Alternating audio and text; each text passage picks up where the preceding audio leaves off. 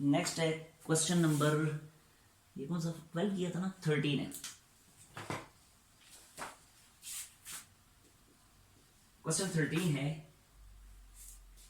कहता है find an equation of the line through -4 6। आप ऐसी लाइन की इक्वेशन फाइंड करें जो कि पास करती है इस पॉइंट में से जिसके कोऑर्डिनेट्स ये हैं, ठीक है। इस पॉइंट को चलें ए का नाम दे देते हैं, यानी ऐसी लाइन की इक्वेशन फाइंड करनी है जो इस पॉइंट में से पास कर रही है and perpendicular to a line having slope -3/2, और एक ऐसी लाइन पे से पास कर रही है, ऐसी लाइन से मीट कर रही है जिसकी स्लोप -3/2 है, ठीक है। मतलब ये इसके बारे में कह रहा है, लेट्स सपोज ये एक लाइन है, इस लाइन की इक्वेशन हमने फाइंड करनी है, ठीक है। और ये लाइन जिस पॉइंट से पास कर रही है उस पॉइंट के कोऑर्डिनेट्स ये हैं -4 -6, ठीक है। तो इस वाली लाइन की इक्वेशन हमने फाइंड करनी है। अब ये लाइन जिस पॉइंट से पास कर रही है उस पॉइंट के कोऑर्डिनेट्स हमें गिवन है, साथ ही साथ एक और इंफॉर्मेशन भी गिवन है, वो ये है, कहता है and perpendicular to a line having slope -3/2। अब यही वाली लाइन जो है, ये एक ऐसी लाइन के परपेंडिकुलर है, एक ऐसी दूसरी लाइन के परपेंडिकुलर है कि जिसकी स्लोप -3/2 है।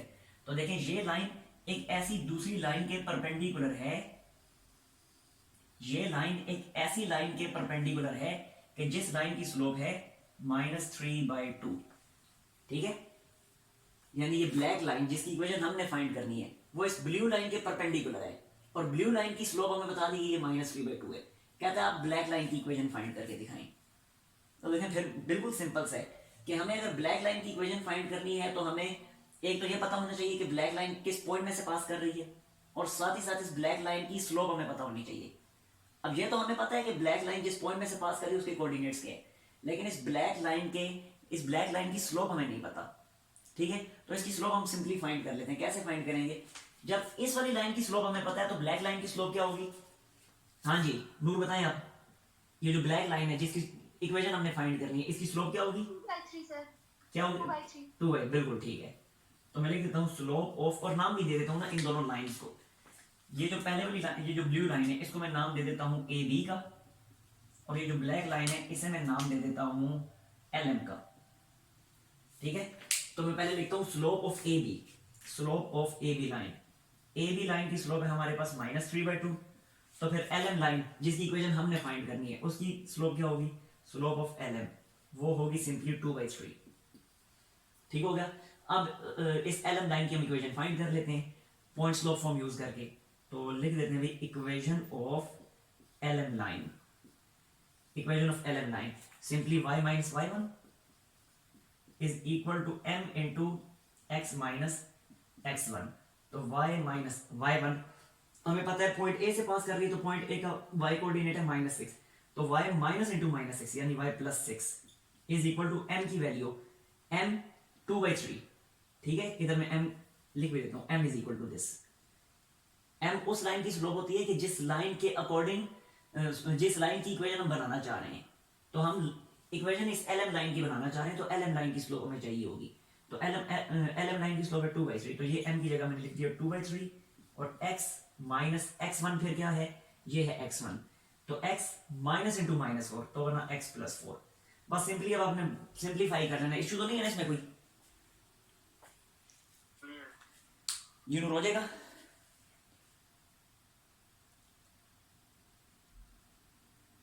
हाँ जी नूर बताएं, हो जाएगा यहाँ से आगे? Yes sir. बस फिर इसकी नेक्स्ट का स्क्रीनशॉट जल्दी से, नेक्स्ट क्वेश्चन में स्टार्ट करता हूँ फिर।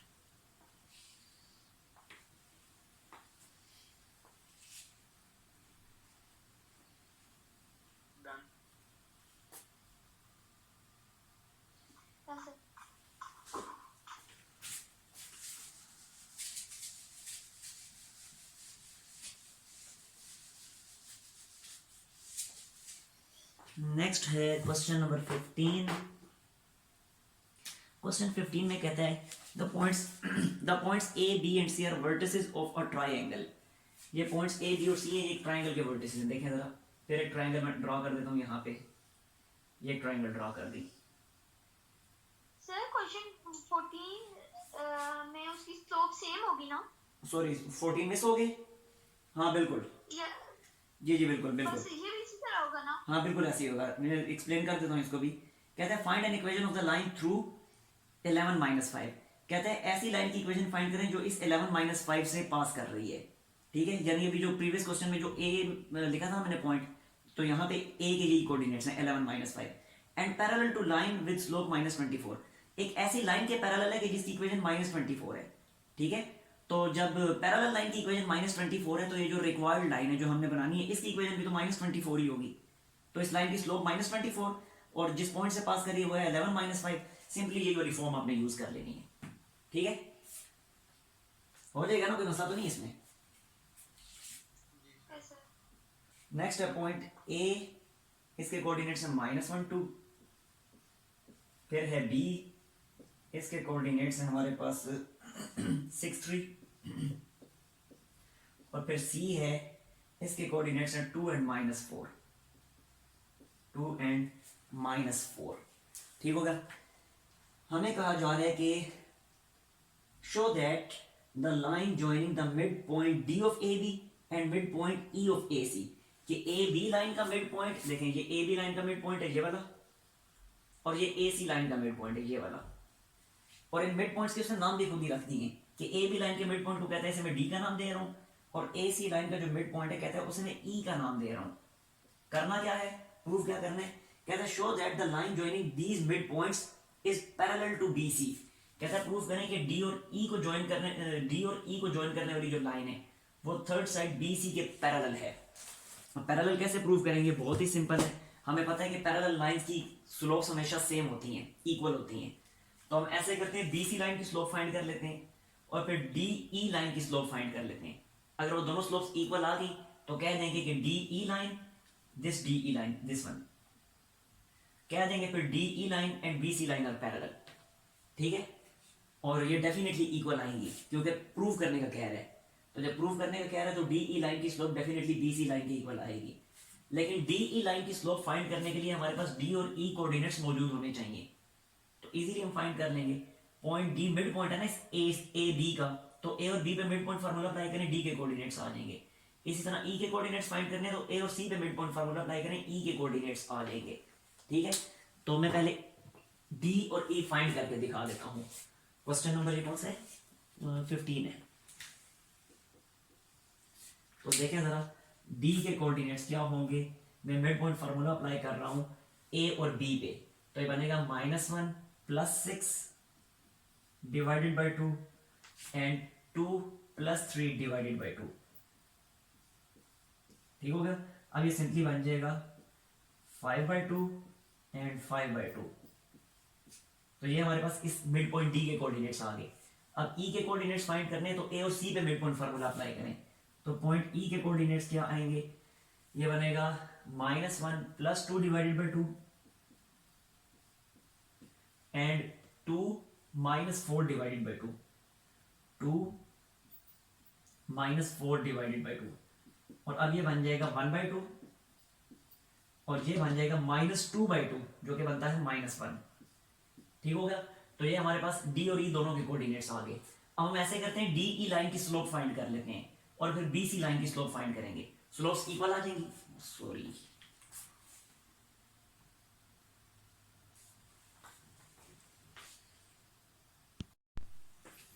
देखें फिर पॉइंट डी है, मैंने ए और बी पे मिड पॉइंट फार्मूला अप्लाई किया तो डी के कोऑर्डिनेट्स आ गए। इसी तरह ए और सी पे मिड पॉइंट फार्मूला अप्लाई किया तो ई के कोऑर्डिनेट्स आ गए, ठीक है। अब मैंने डी और ई जो है इन्हें यूज करके डी ई लाइन की स्लोप फाइंड कर लेनी है, वही m = y2 - y1 divided by x2 - x1 use करके, ठीक है। तो जब ये डी ई की स्लोप आ जाएगी, बिल्कुल उसी फार्मूले से बी सी की स्लोप भी फाइंड कर लेनी है। दोनों स्लोप्स इक्वल आ जाएंगी तो ये लाइनें पैरेलल प्रूव हो जाएगी, ठीक है। तो अभी जरा देखिए, पहले मैं डी ई लाइन की स्लोप फाइंड कर लेता हूँ।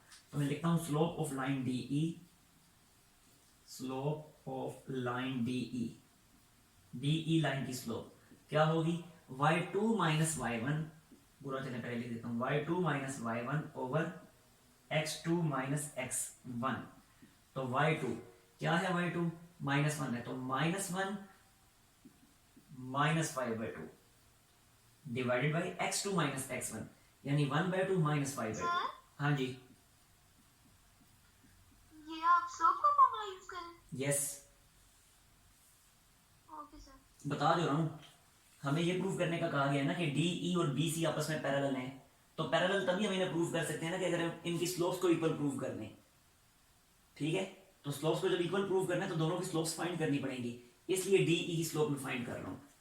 तो खैर अब ये बन जाएगा, न्यूमरेटर में एलसीएम लेने से बनता है 2, तो -2 - 5 डिवाइड, डिनोमिनेटर में भी एलसीएम बनता है 2, बनता है 1 - 5। अब ये 2 और ये 2 तो हो गए कैंसल, ऊपर बनता है -7 और नीचे बनता है -4। ठीक है, -7 डिवाइडेड बाय -4 बनेगा सिंपली 7/4। ठीक होगा, तो ये इस तरह डी ई लाइन की स्लोप आ गई। अब इसी तरह से अपने बी सी लाइन की स्लोप भी फाइंड करनी है।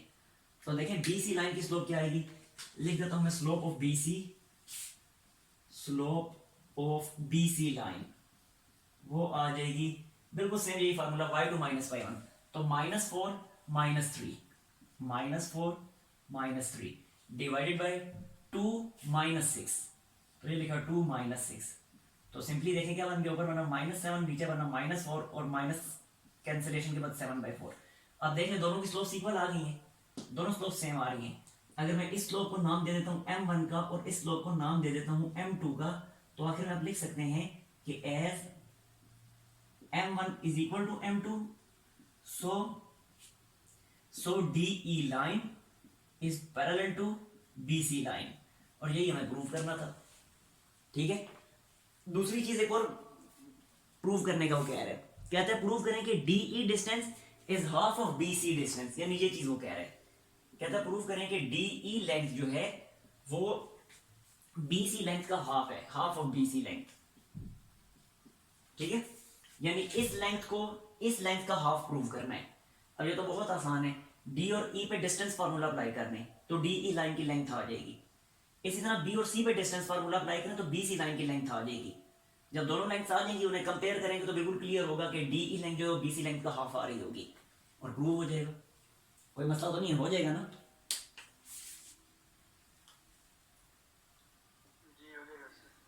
जी जरूर बताएं। Yes sir. बस ठीक है, स्क्रीनशॉट लें इसका जल्दी से फिर।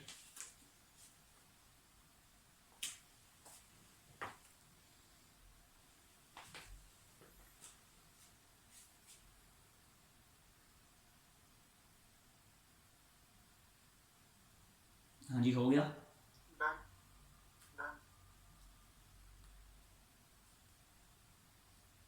Yes sir.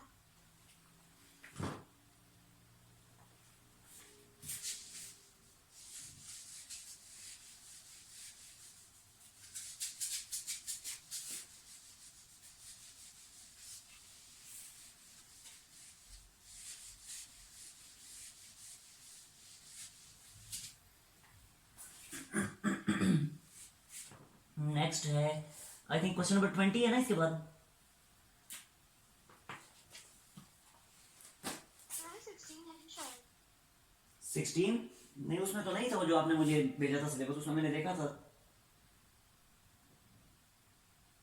चले अच्छा मैं अभी 20 कर रहा हूँ ना, तो अगर हुआ तो मुझे बता देना, कल फिर मैं करवा दूंगा। ठीक है, 16 अब डाउटफुल है, पता नहीं है या नहीं है। सर नहीं है। नहीं है ना, 20 ही है।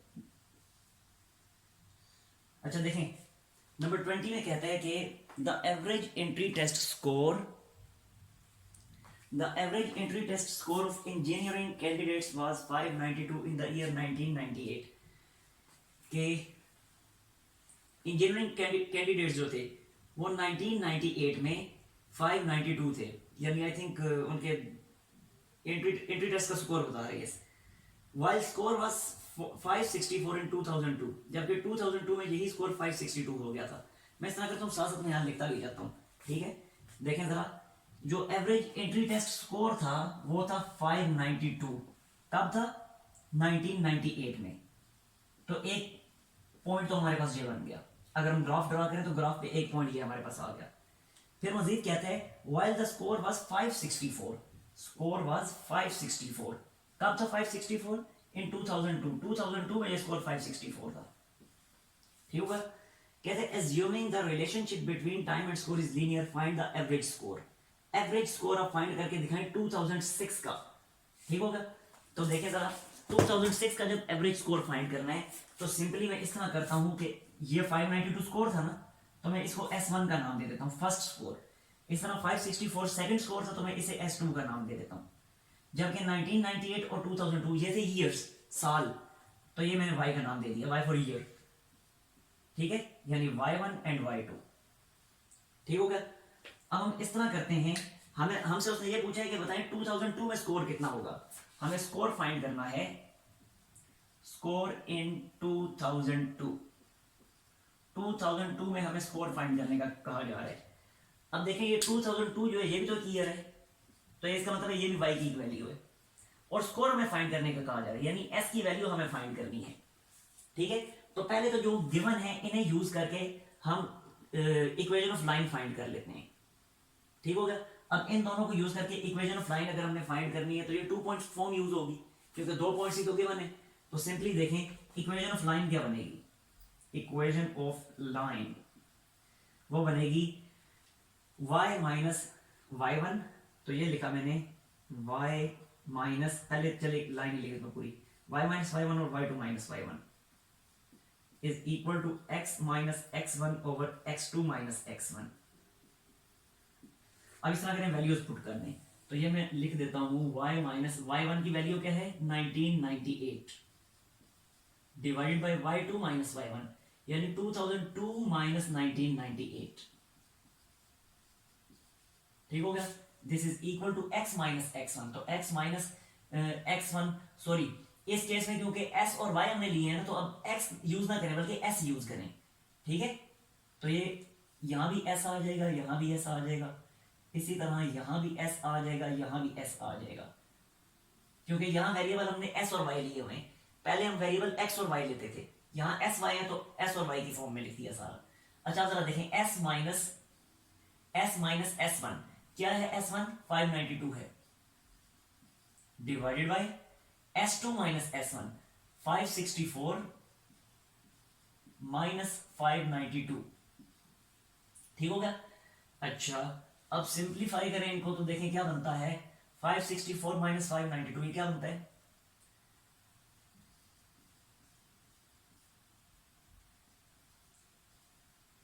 $28 बनता है।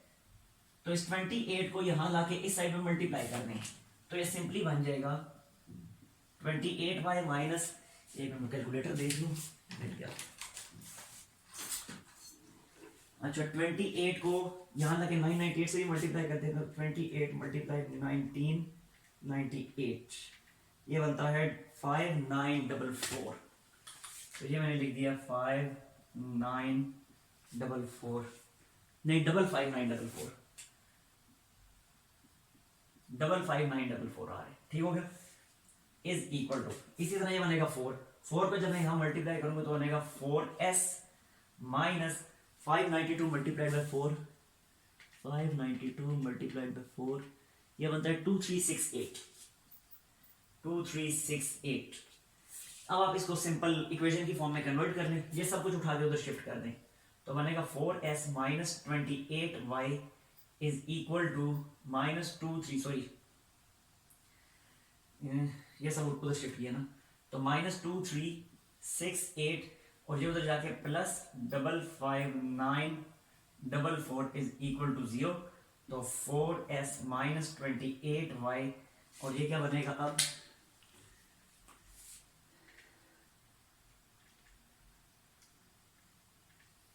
तो ये बन गया 53576 प्लस 53576 इज इक्वल टू 0। ये तो बनी इक्वेशन। हमसे ये पूछा गया है कि 2002 में स्कोर कितना है, तो हम इस तरह करते हैं, यहाँ पे y की जगह जो है 2002 पुट कर देते हैं, s की वैल्यू आ जाएगी जो कि हमने फाइंड करनी है। तो put y is equal to this 2002।